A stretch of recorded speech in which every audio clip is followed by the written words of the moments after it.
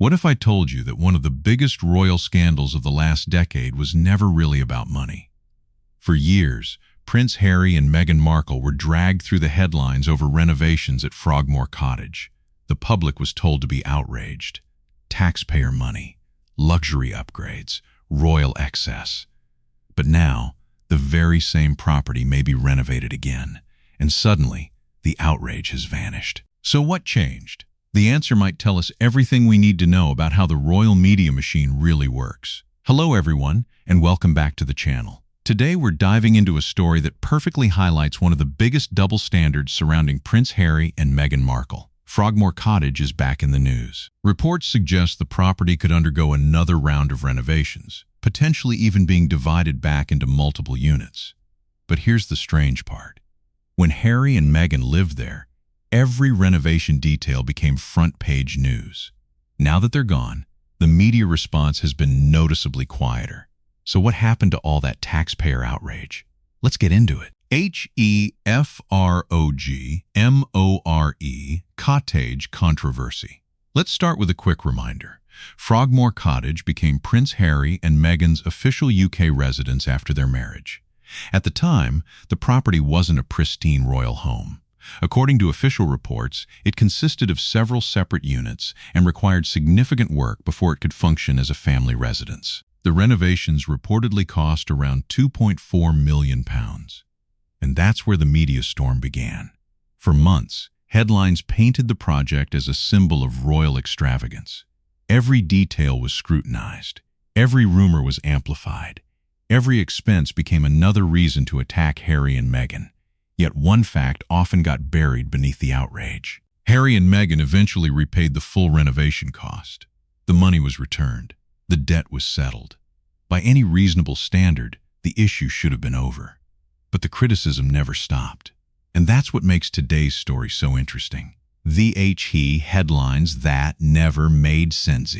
One of the strangest aspects of the Frogmore saga was the sheer number of sensational stories that emerged. If you followed royal coverage during that period, you'll probably remember some of them.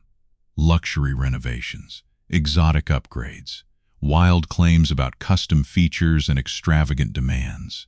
Some stories became so exaggerated that they sounded more like internet rumors than journalism.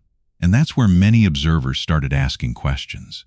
Where was this information coming from? Who was leaking it? And why did every story seem designed to create maximum outrage?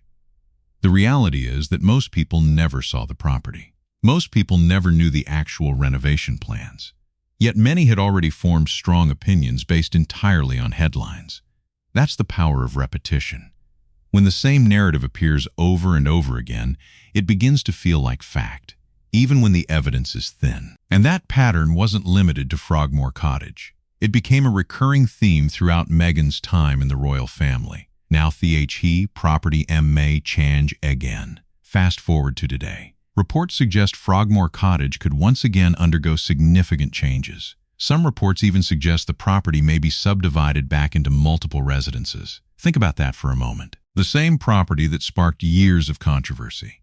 The same property whose renovation costs dominated headlines. The same property Harry and Meghan paid back in full. Now it may be renovated again. Yet where is the outrage? Where are the front-page investigations? Where are the endless television debates? Where are the commentators demanding accountability? The difference is impossible to ignore. Because this time, Harry and Meghan aren't attached to the story.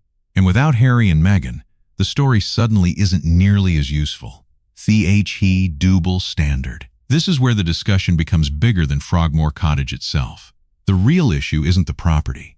The real issue is consistency. If taxpayers were supposed to care deeply about royal property spending before, shouldn't they care now? If renovations were unacceptable then, shouldn't they be unacceptable now? If accountability matters, shouldn't it apply equally across the board? Those are fair questions. Because when public outrage appears only when specific people are involved, it starts to look less like concern and more like selective criticism. And many critics argue that's exactly what happened. The standards applied to Harry and Meghan often seem different from the standards applied to everyone else. The rules change depending on who was being discussed. And that's why stories like this continue to resonate years later. The bigger royal question. Perhaps the most revealing aspect of the entire Frogmore debate is what it says about media priorities. Britain faces real challenges: housing shortages, economic pressures, public service concerns. Yet enormous amounts of attention were devoted to wallpaper, renovations, and royal property disputes. Why? Because outrage sells. Conflict generates clicks. And few stories generated more engagement than stories involving Harry and Meghan. The result was an environment where even relatively ordinary property decisions could become national controversies. Meanwhile, larger questions often received far less attention. That's why the Frogmore conversation remains relevant today. It's not really about a house. It's about how stories are framed. It's about who receives scrutiny and who doesn't. And it's about understanding how public narratives are created in the first place. Thif's story still matters. Years have passed since Harry and Meghan left royal life behind. They've built a new life in California. They've launched new projects. They've focused on their family and charitable work. Yet many of the same narratives continue to follow them. That's why stories like this stand out, because they offer a chance to step back and ask a simple question. Would this story be receiving the same coverage if different names were attached to it? For many people, the answer is obvious, and that's exactly why the renewed discussion around Frogmore Cottage has sparked so much debate. At the end of the day, Frogmore Cottage is just a building. But the way the story has been covered reveals something much larger about media narratives, public perception, and the standards applied to public figures. Now, I'd love to hear your thoughts. Do you think the outrage surrounding Frogmore Cottage was ever really about the renovations? Or was it always about Harry and Meghan themselves? Let me know in the comments below. If you enjoyed this video, don't forget to like, subscribe, and turn on notifications so you never miss an update. And as always, thank you so much for watching. I'll see you in the next one.